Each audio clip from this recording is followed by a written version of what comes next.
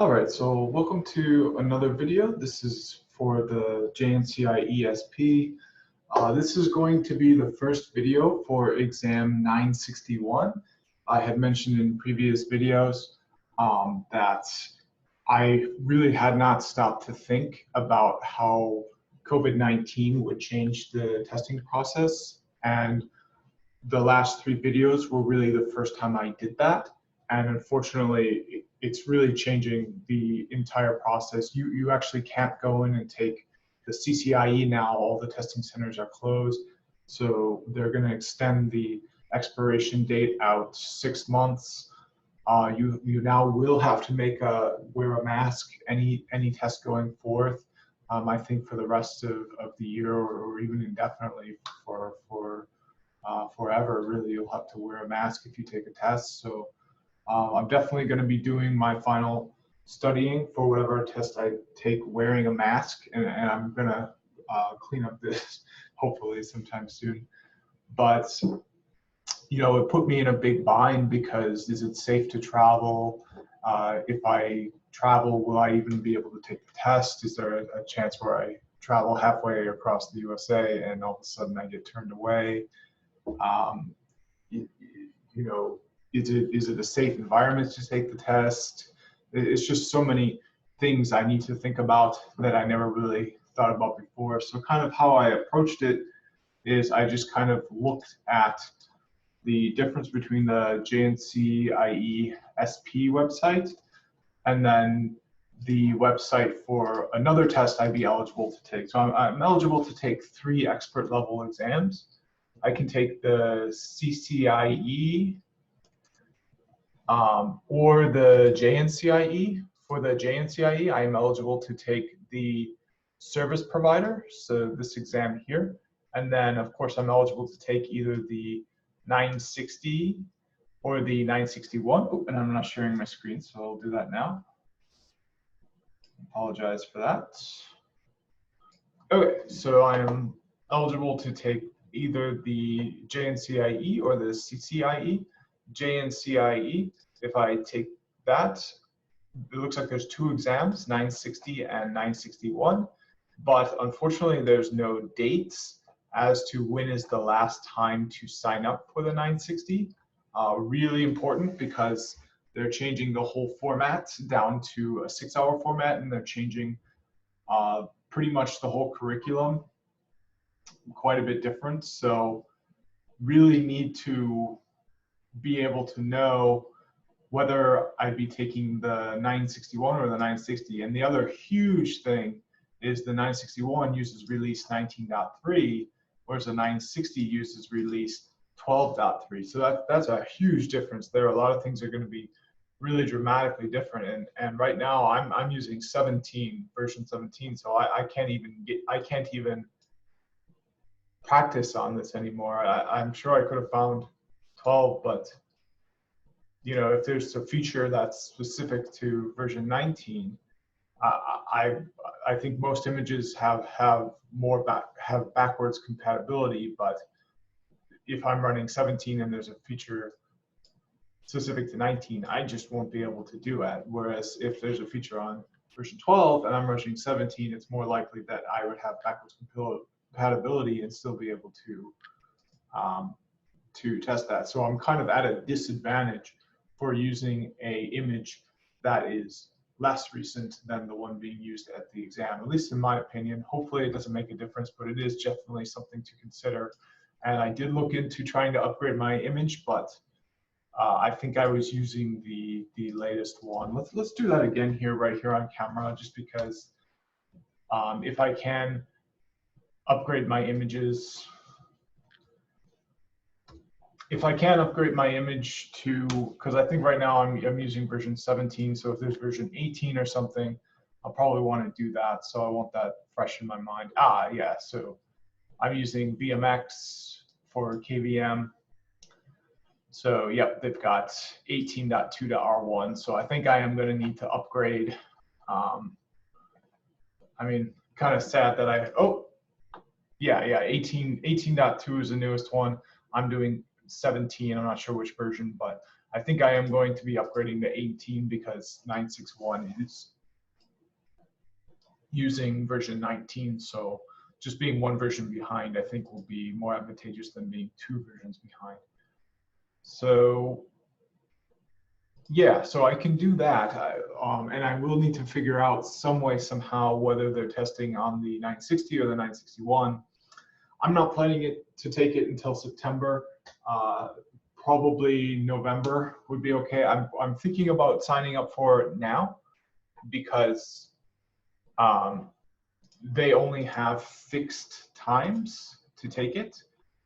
So this is another kind of big problem with this test. And then regardless of the link I click on for each test, it says there's an important announcement and you've got to schedule a lab exam. If you're scheduling it on or after July 1st, which I will be, I'm definitely not going to be ready by that time, I've got to use a brand new link. But it's the same link regardless of the 960 or the 961. So, and then the subject doesn't specify whether it's 960 or 961. So if I narrow it down to the Americas, and then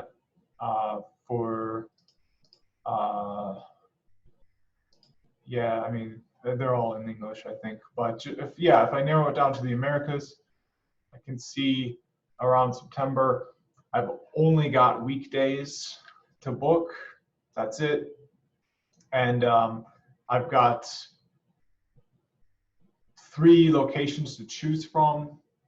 But really, for my time, for my money, the only time that really works for me is right here. So is right here, September 18th, 2020 in Sunnydale, California. That's the only time that works for me. I have basically 0 options, 0 flexibility if I take this exam, which is, you know, it's just, for me, it's kind of unheard of. Like, it leads me to kind of think, is this exam something I can even do? Am I better off getting a CCNA in some other topic that's valuable? Am I better off getting a JNCIE in a valuable topic like the DevOps or something? But personally, my aim in being a computer professional and having this be my career is to become an expert. So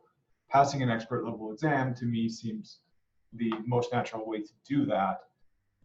So this is definitely what I would like to do. So it looks like currently none are registered. So I guess I would like to, oh, and then do they even, oh no. Oh no. I never even thought about that. Oh, here it is, okay. Yeah, I was freaking out because it's like, oh, maybe they only offer cloud on Mondays, data center on Tuesdays. But it looks like they offer all 5 of their exams every day. So, oh, that would have been just awful. Okay, so maybe here I can get some information about what kind it is, whether it's 960 or 961.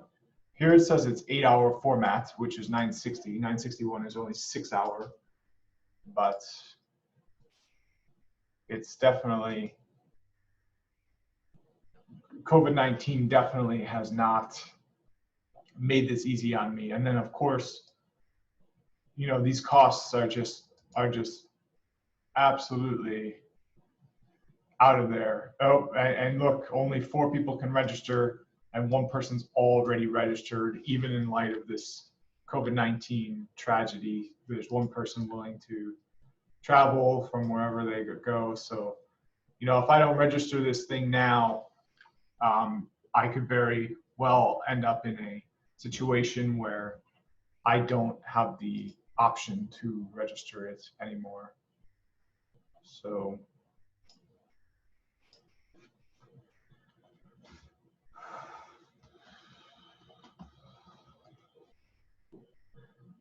oh, and I don't remember my, oh my God.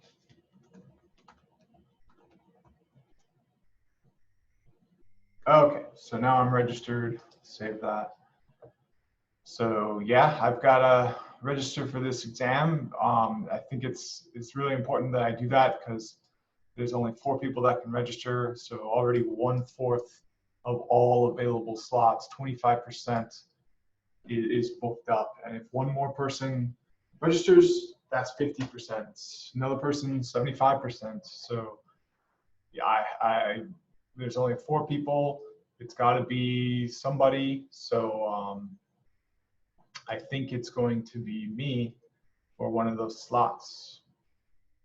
So and look at how much I pay. I mean, it's just I really don't understand why I'm doing this at this point, especially since it's only valid for 3 years.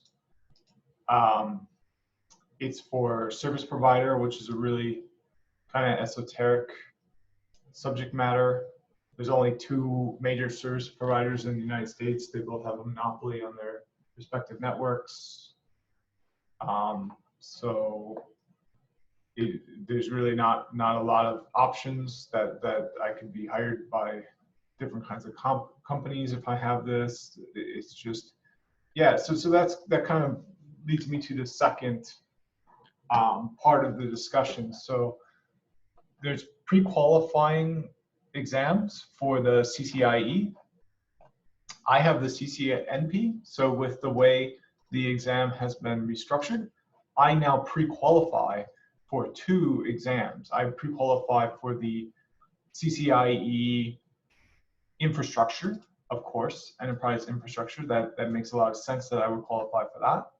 But the one that's kind of exciting for me is I now qualify for the enterprise wireless as well. So there's going to be a lot of really new information on here that I haven't learned before. But if you just do a simple Google search for the future of networking, networking technologies. So here we've got 8, and I've looked at this before, so let's look at a new one here. So we got 8 trends, 4 that will change the future. So, yep, 5G, that's wireless. Centralized network controls and out-of-band management, that's wireless, wired and wireless. So it's just, if you look at the future of networking, the one thing that's not going to go away, 5G mobile networks, backscatter, that's wireless. Internet of Things, that's all going to be really important for wireless. But I have a automatic switch for my lamp for some things. It interacts wireless. So I think the most important test I can pass now to be prepared for the future, especially during really challenging times with COVID-19, is going to be the CCIE Wireless. I can be involved in a lot of really interesting projects. Ambient backscatter, 5G. You know, I don't see internet service provider, L3 VPNs, MPLS, that sort of thing here in any of these links that I brought up. It's all wireless. I mean, let's just look at how many wireless has 10 hits on this page. So I think I've driven the point home pretty well. There's only 2 hits on that page, 4 hits on this page, 8 hits on this page. But you know, let's look at MPLS, nothing. Let's look at ISP, false match, service provider, you know, VPN. Basically just anything that's on the test I'm studying for now. You can see there's nothing there. It's a complete vacant black hole of future. So I really think my best course of action right now is to try to pass that CCIE Wireless exam, and I can get involved in some really interesting stuff. So, especially since I have some experience with DevOps. So DevOps and wireless together, I think is going to be better. So I'm kind of not sure what to do in this video. My idea was to just kind of pick up where I left off, but I always forget when I start these videos that that's not possible. We're living in world B. So my first instinct is always to do what I would do in world A, forgetting that we're now in world B. So in world A, I would be working towards exam 960 of Juniper. I would be scheduling this test, and then I'd be working very closely with my current employer to make sure that if this test is passed, I get reimbursement, I get a bonus. Maybe I can have it be a business trip, and I can even have it funded in some way. You know, I'd be working very closely with my employer to take this exam because I work for an ISP, and everything would be, I think, pretty smooth. It would be difficult passing the exam, but my coworker went through it, so I'd be kind of the next person to go through it. But that's in world A. We're now in world B. So in world B, my employer is actually kind of blowing up in the news for a lot of negative press, and that's not what this channel is about. This is a technical channel, so I am not going to be discussing that any further. But what I will say is that there's just so many more unknown factors. It really is a whole different world that I am in right now. And things like having to travel to take a test, things like having a fee like this associated, it's just not realistic in world B. In world A, yeah, there's no problem with that, but in world B, it's just not realistic. So in world A, I would be taking this exam here, 960. I'd probably very likely be taking 961 in world A because they were gonna phase this out anyway for coronavirus, but you know, it overlaps well enough. It's pretty close. All the studying I had done would probably still qualify me for that. And then the travel, everything in world A would all be pretty fine. So these two tabs, these represent world A. World B, where we have no idea what's going to happen in the United States, especially not in fall. This is, I think, the better plan, and that is to work towards the CCIE Wireless. So it is going to be more effort, but you know, that's just the world we're in. It's a more difficult world. Kind of the difficulty of everything has gone up, just because of the way this coronavirus was handled in the United States. It's just making a lot of things more difficult. And again, this is not a political channel, but in other countries like South Korea, Germany, I don't think it would be this hard to plan a trip in the fall. So now, but here's the problem. So with the enterprise wireless, because right now they're still taking registration for this exam here. You can pay them the $1,600. You can get your slot, and you can book your flight and go over and take it still. You gotta wear a mask, but from what I understand, you can do this. I don't think you can yet do this here. So I will look into that. Yeah, so here's all the topics, of course. But let's see. if there's registration. Nope, so I don't see any registration link. There's an advertisement for Cisco. So, aha, here we go, book your exam. So let's try to book it and see how it's different from Juniper.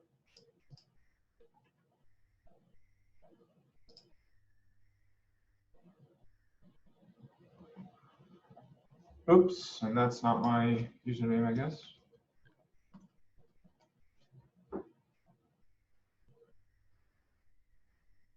Oh no, it's really important that I get in this site. It is more important that I access this site than it is that my account is secure. Oh no. Well, I think I'm going to stop sharing. I'm going to have to do a password recovery because I don't access this very often. So I'm going to stop the share. I'm going to do a password recovery. Yeah, it's really important I can get into that site because I've got to schedule that exam.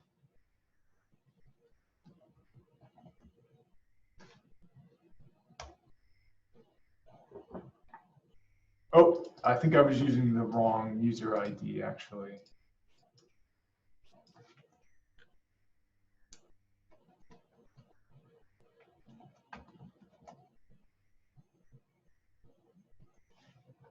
Okay, well, nope, not quite.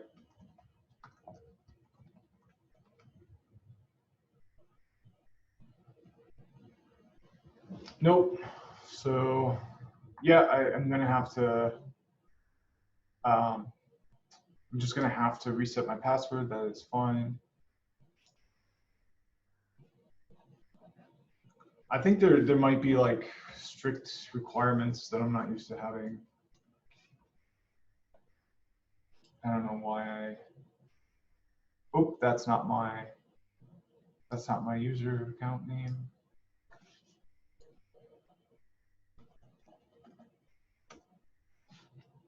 What is my username? Is this my username?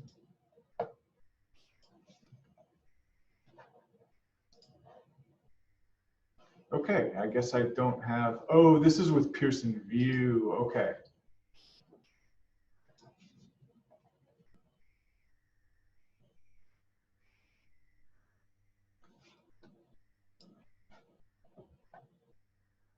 Okay.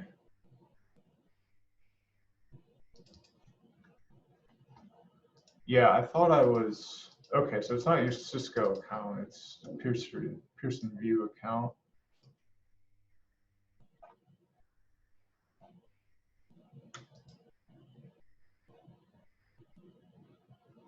Yeah, I thought it was because there's a Cisco symbol.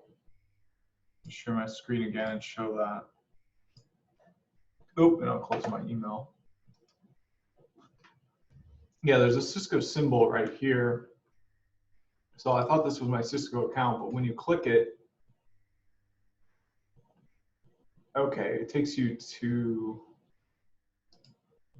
it does take, but here it takes you to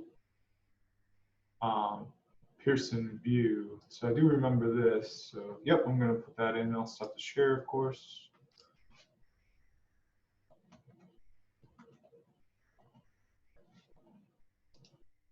Okay, so hopefully I can reset that password. Perfect, they've got it.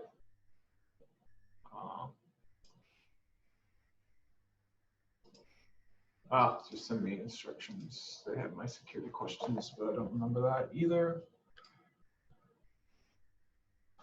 Okay, so there we go. Perfect. Password reset. New password.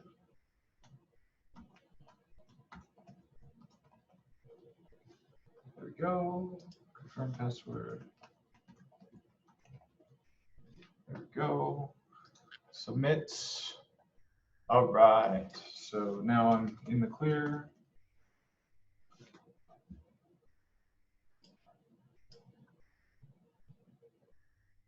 Oh, just thinking about it. Nope, didn't work. So, okay, well, what is my user account name?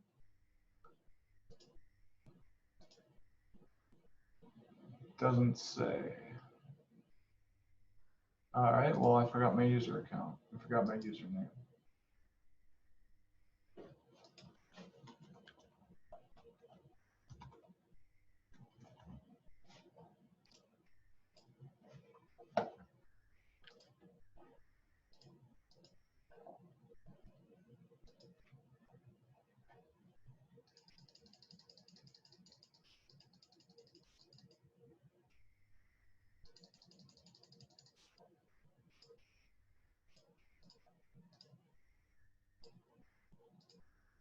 All right, so I told it to send me an email, but it looks like it's taking quite a bit.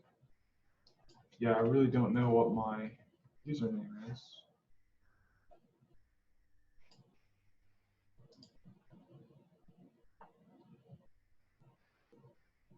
I thought I knew what it was, but apparently I do not.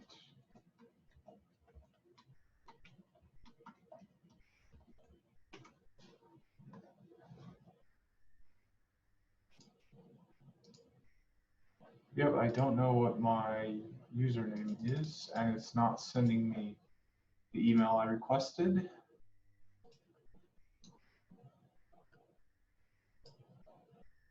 Ah, okay, I found it. Yeah, I have a strange username. I'm not used to that username. Okay, sign in. Now let me save my password, please. Thank you. Also, never be able to get back on there again. Or at least it would be this difficult, if not more difficult in the future. Oops.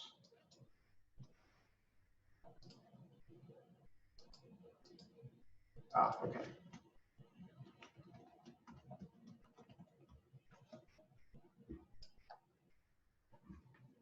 All right, finally. Oh, that was a nightmare. So now I've got to create some security questions. I thought I already did that.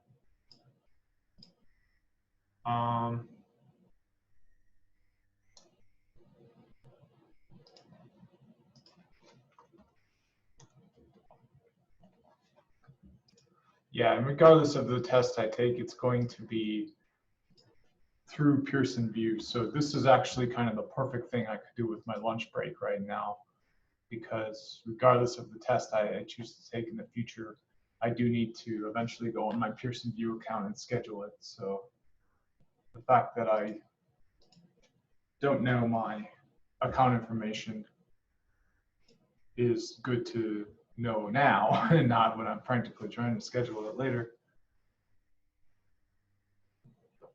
For instance, if I look at the available slots for the JNCIE-SP and I see it's up to 3, I'm going to want to schedule.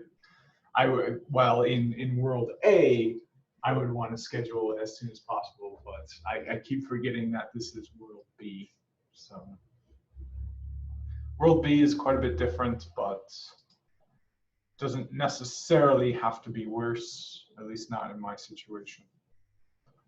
For some people, I am sorry, it does. All right, so let's view some exams that are available.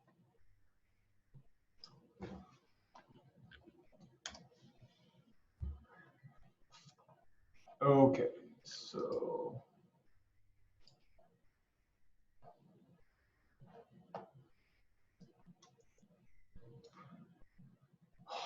okay, so let's try. Let's just go back to the original link, and I can share my screen now that I've recovered my password and stuff, and I've saved my information. So here's World A that we talked about before for the Juniper exam.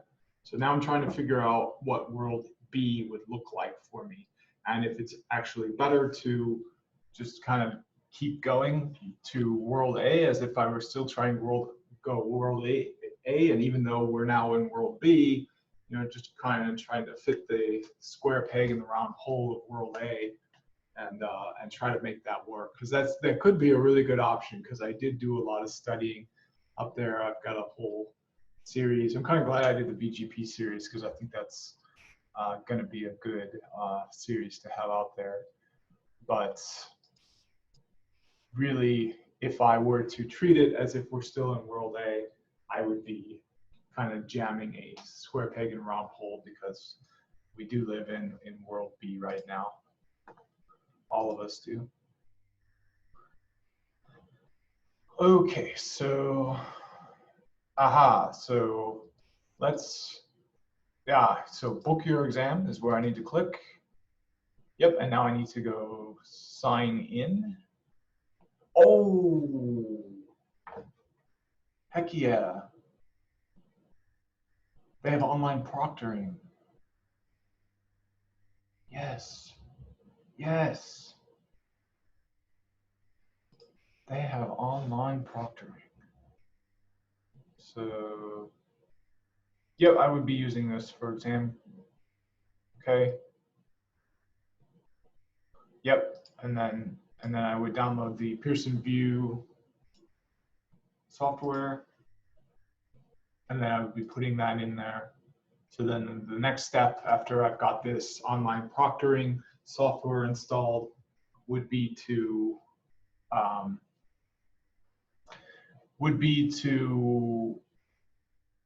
schedule the actual exam. So I'm not going to do that, but I'm going to look at the prices and I'm going to look at the availability, which of course won't really matter since it's going to be proctored.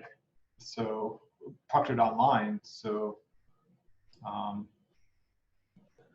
let's see here.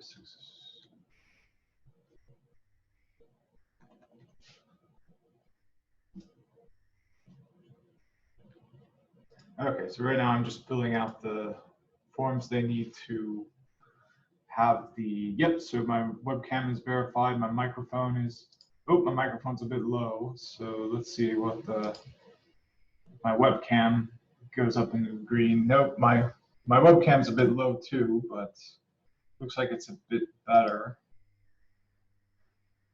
So, but my internet speed is good. I mean, I'm getting a green check mark anyway, so I think it'll be totally fine. So, yeah, just using the microphone on my webcam, and I even see it going into green sometimes. So it's just going to be low volume, but the proctor will just be able to turn up their volume. So yeah, I'll share this up here, what I'm looking at. So system check, checking my requirements. So probably access code isn't good to share, but everything else looks great. Oops, and I was using the wrong.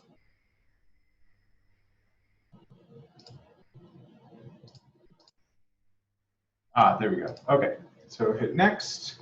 Oh, now they've got sent me a, oh, I need like a picture and verification and all that. So, yep, I guess I'm willing to do that and accept the terms of service. But, yep, and they sent me a text message. And I got it.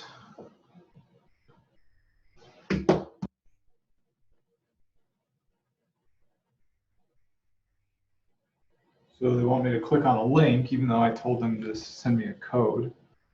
And I've got to take a photo. I can do that. No problem.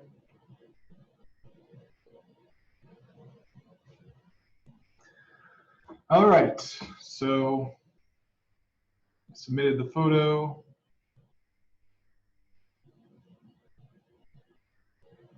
Oh, I got to do identification as well. God damn it. I can do that.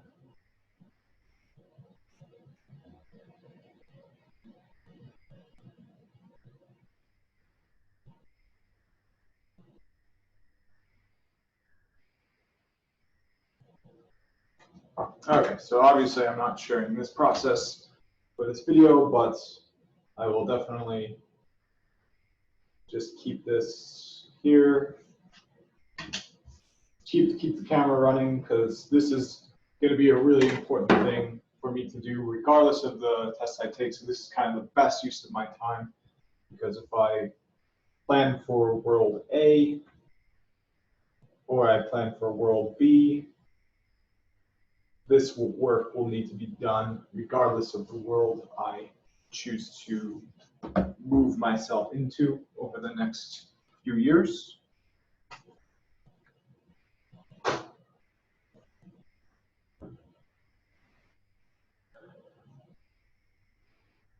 So yep, they've got my information. The testing center does. Oh, they need, okay, so they need a photo of the room I'll be testing in as well. Okay, well that's this photo. So there we go. And they need a photo of all 4 walls of the room I'll be testing in.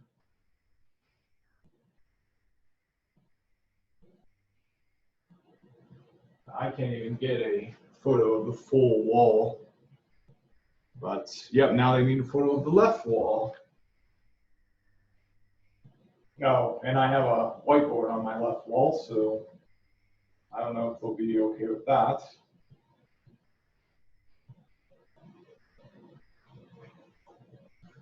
All right, but my right wall just has a stain on the wall, and that's it. And the stain does not have any test sensors. All right, so I've got my workspace photos. Okay, so everything is good. Photo uploading is complete. So hopefully I can, yep, so the rules, there's gonna be new rules. Nobody can come into my work area for any reason. I may not leave my workspace for any reason. So that's a really important one, because just working at home, I'll certainly unplug my laptop, go mobile, get a new glass of water, whatever I need to do. But during the test, absolutely not. Can't do that. Cannot speak or cover your mouth, which, okay, well, that makes sense because it's at home, so I won't need to wear a face mask for COVID-19. But it is interesting that you can't speak at all. So me making these videos, that's one I probably need to be careful not to violate. Can't have your phones, headphones, notes, watches. They have to be out of reach, not be on the desk. Drinks you can have, but they've got to be clear, unmarked containers, so I can have a glass of water like this with some hibiscus tea. It's not wine. Yep, so my exam will be revoked if I violate any of those rules, including speaking out loud or having my phone, headphones, any notes on my desk, or even having a drink in the wrong color cup. Okay, and then I'll need to have a special taskbar open. So this I can make while my access code is up there, but yeah, I kind of don't want to share my access code. Close all applications running on your computer, except for that. All applications must be shut down. Oops, so I'm not going to do this because, yeah, I've got other applications. Okay, so it looks like I'm still recording. It's just that testing stopped my screen share. So I will start my screen share again on screen 2. So yeah, that went good. I said I didn't want to share my test code, but I've done that many times. I don't think there's anything somebody can do, but I ran the system test. I'm ready to go to take the exam. So now let's see if the exam I can take is the CCIE, or if there's special enhanced rules for taking that. Because if Cisco is allowing me to take the CCIE remote through video proctor, absolutely, there's no reason to work on my JNCIE-SP. I think my JNCIE-SP is really enough to prove that I do know and that I do have plenty of experience and expertise in Juniper. And then, of course, I have 5 years experience at an ISP where I got a lot of experience with Juniper. So, oh, yeah. So unfortunately, it looks like they draw the line. Oh, I do see expert though. I do see the word expert. Oh, okay. So here's a practical exam.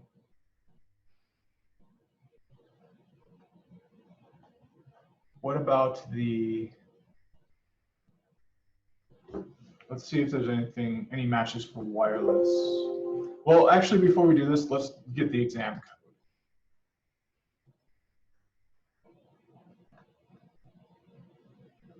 Here we go. So CCIE Enterprise Wireless version 1.0 lab exam. So, oh, I actually clicked the wrong link because I can click it down here and book the lab exam.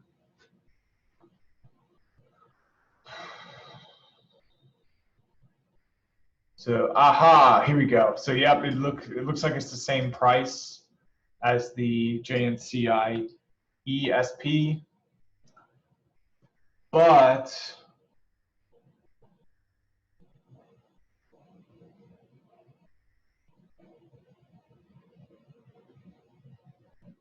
oh, so you can pay online. That's all that means.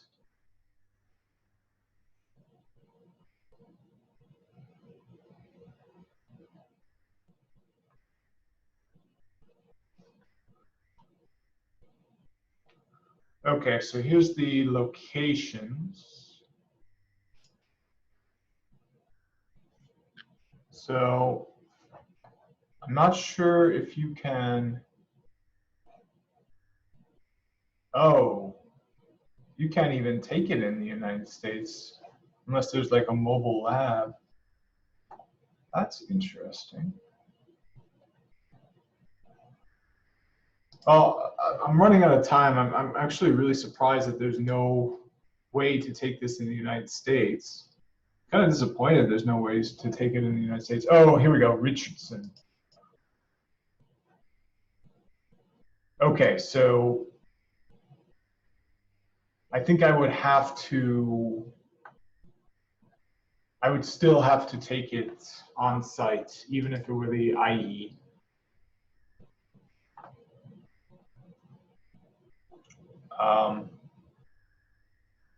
Yeah. So let's look at the format. Aha, here we go. CCIE coronavirus impact. Perfect. Let's give this a quick, oh, it looks like it's 1 o'clock too. So I do got to get back to work, but in an after work video, I'll bookmark this now and we'll take a read on this and make sure we're good to go on testing day. So thanks for watching. I'll see you in the next video.